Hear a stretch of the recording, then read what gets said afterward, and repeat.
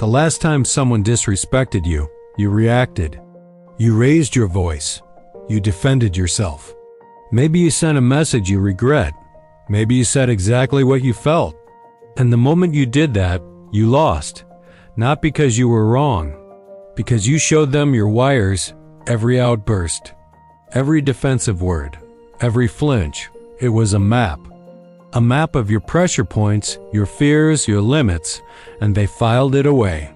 The most powerful men in history didn't win with volume. They won with stillness. This is the psychology of silence.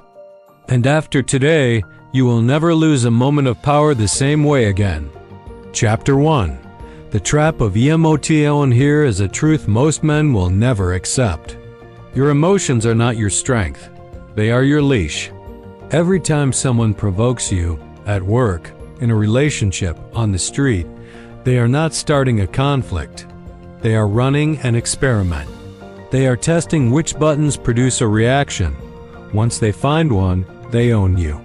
This is not conspiracy. This is psychology. The Roman Emperor Marcus Aurelius wrote in his private journals, "Never intended for public eyes, that you have power over your mind, not outside events." He didn't write this to sound wise.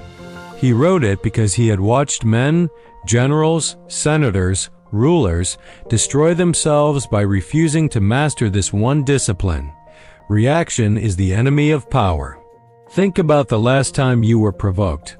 What did the other person actually do? They said words, vibrations in the air. That is all they had. You took those vibrations and turned them into cortisol, into adrenaline, into a physical event inside your own body. You did that to yourself. They handed you a match. You burned down your own house. And the worst part? While you were burning, they were watching, calm, studying you, cataloging every reaction, building leverage. This is the trap. The reactive man thinks his outburst is power. It feels like power. The elevated heart rate, the adrenaline, the voice rising. But power that can be triggered by another person is not yours. It's borrowed. And they can take it back at any moment. Real power can't be stolen by a comment. Real power doesn't take the bait. Chapter 2. The psychology of silence makes people uncomfortable. This is not a theory. It is a neurological fact.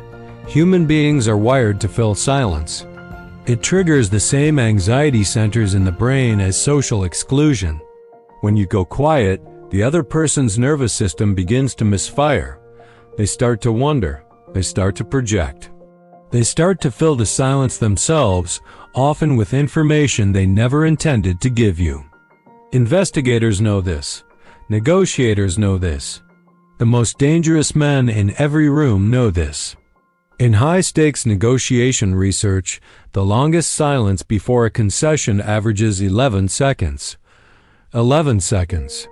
Most people can't hold silence for 3 before they capitulate, drop their price, soften their stance, apologize for something that wasn't their fault. Silence is leverage, pure, unspent leverage.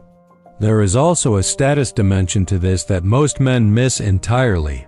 In every social hierarchy, the dominant individual speaks least and last. Watch any boardroom. Watch any room where power is truly concentrated. The man at the top rarely raises his voice. He rarely rushes to respond. He lets others fill the air, expose their anxiety, reveal their need for validation. And when he finally speaks, the room goes still. You felt this in real life. The person in the room who talks the most is rarely the most powerful. They're the most anxious. They need the conversation to validate them. They are, in the truest sense, dependent on your reaction to feel real. The silent man has no such dependency. He is not waiting for your approval. He is not threatened by your disapproval. This is why silence raises social status. Not because it looks mysterious, though it does, but because it signals the one thing every high-value man projects without saying a word.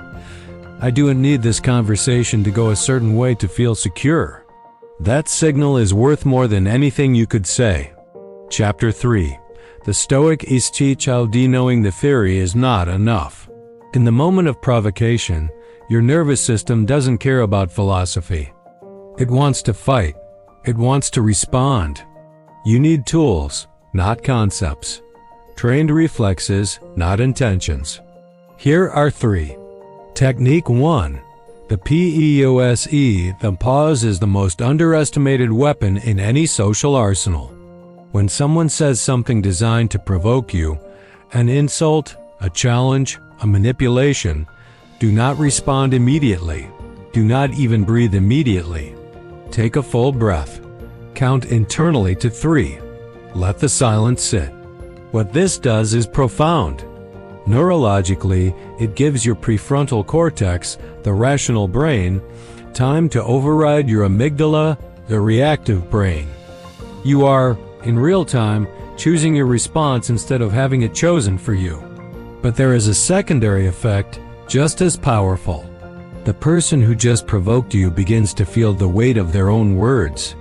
In the silence, they hear what they said, and they start to shrink. The pause is not hesitation. It is precision loading. Technique 2. The blank stare. The eyes are where power leaks first. When you're threatened, your eyes betray you. They dart, they widen, they look down. Every micro-expression is a transmission. It says, "You got to me." The blank stare is trained neutrality, not a glare, not aggression, not cold contempt, though they may interpret it that way. Simply nothing. An absence of readable signal. A face that says nothing because it owes them nothing. Practice this alone. In a mirror, train your face the way an athlete trains their body. Most men have never deliberately controlled their facial expression for more than 3 seconds. This is why they bleed in public. The blank stare combined with the pause creates a social moment that most people find genuinely unnerving. They expected a reaction. They got an observer. Technique 3. The internal effort to reassess. The first 2 techniques are external. This one is internal, and it is the foundation that makes the others sustainable. The internal fortress is a Stoic practice. Marcus Aurelius called it the inner citadel. It is this. You build through deliberate practice a mental space that cannot be reached by external events. When someone attacks you, you retreat, not physically, but consciously, behind the walls. You observe the attack from there. You see it as information, not threat. You assess it with clarity, not emotion. You decide, deliberately, what if anything deserves a response. This is not dissociation. It is deliberate distance. You build it the same way you build any fortress, slowly, repeatedly, under low-stakes conditions. Meditation, journaling, deliberate exposure to minor discomfort without complaint. Over time, the walls get thicker. The provocations that once cracked you become noise. Background noise from a world that no longer has your password. Chapter 4. Becoming dangerous. Let's be precise about what we are building here. This is not about being shy. This is not about being passive. This is not the silence of a man who has nothing to say or lacks the confidence to say it. This is calculated silence. The silence of a man who has assessed the situation and determined that no response is required. That his attention, his most precious resource, will not be spent on this. That the provocation is not worth the acknowledgement. This is not withdrawal. This is selection. There is a category of man that others find difficult to read, and therefore difficult to manipulate. He doesn't reveal his strategy. He doesn't announce his intentions. He doesn't seek external validation that he's winning. He simply moves, with precision, without noise. That quality does not come from intelligence alone. It comes from discipline over the impulse to perform. Most men are performing constantly. Their words, their reactions, their social energy, all of it is performance designed to signal their value to others. This is understandable, but it is expensive. Every performance is a vulnerability. Every reaction is a reveal. The man who has nothing to prove performs nothing. And that absence of performance is, paradoxically, the most powerful signal of all. When you master silence, you stop being predictable. And unpredictability in any social or competitive dynamic is a profound strategic asset. People can't counter what they can't read. People can't manipulate what they can't provoke. People cannot control a man who requires nothing from them. Become that man. CONCLUSIO in every argument you lost before you spoke. You lost in the moment you chose reaction over restraint. You gave them the map. You showed them the pressure points. You handed over leverage that took months to rebuild. That changes today, not with louder arguments, not with better comebacks, with silence, with stillness, with the disciplined refusal to be moved by what was designed to move you. The pause, the blank stare, the internal fortress, these are not tricks. They are the architecture of a mind that cannot be owned. Build it, maintain it, guard it. Subscribe to Vanguard Silence if you're ready to master your mind. Save this video for the next time you feel like losing control.